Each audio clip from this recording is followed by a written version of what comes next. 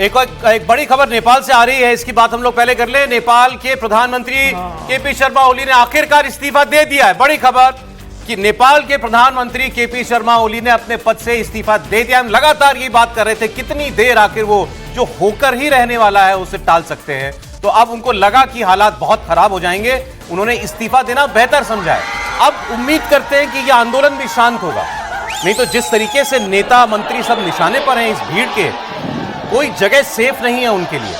अब नेपाल के प्रधानमंत्री केपी शर्मा ओली का इस्तीफा हो गया है, ये बहुत बड़ी खबर है, ये इन प्रदर्शनकारियों की पहली मांग है। और इसमें भी कहा गया है कि वहां के आर्मी के चीफ ने ओली को इस्तीफा देने को कहा। सेना ने मजबूर किया है, सेना ने कहा है कि आप इस्तीफा दें। तो ये भी बड़ी बात होगी, एक बार ये पुष्टि हो जाए इस बात की तो ये भी बहुत बड़ी बात होगी।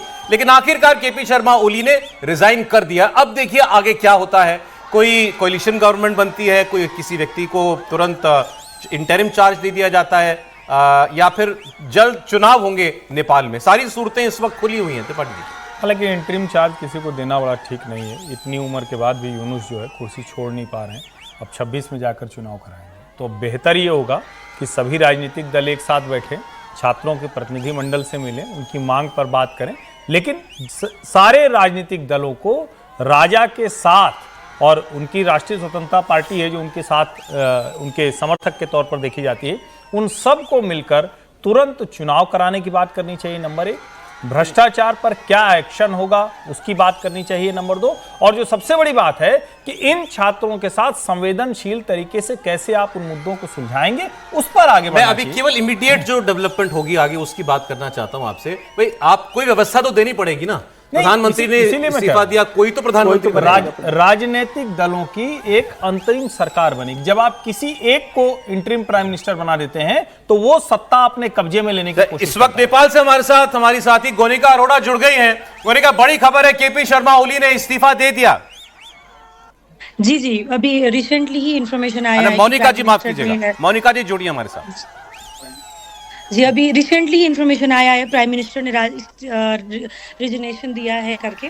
अभी आधिकारिक रूप से अब इसके बाद क्या होगा वो इंफॉर्मेशन आया नहीं है, लेकिन प्राइम मिनिस्टर का रिजाइन का न्यूज़ आ रहा है। तो आपको लगता है इससे ये आंदोलनकारी कुछ शांत होंगे?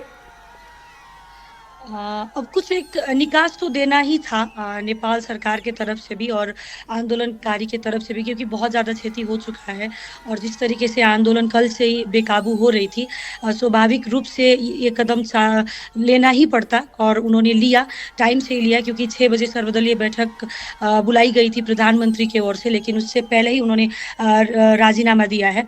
और जहाँ तक अब लगता है कि कुछ ना कुछ निकास के तरफ जाएगा देश, और जो जीएनजी पुस्ता द्वारा आंदोलन कल से ही जारी है, वो लोग भी थोड़ा संयमित रहेंगे, क्योंकि पिछले समय जिस तरीके का नेपाल भर चल रहा है उसके लिए भी ये करना जरूरी था, और अब हो सकता है कि वो लोग थोड़ा संयमित रहें।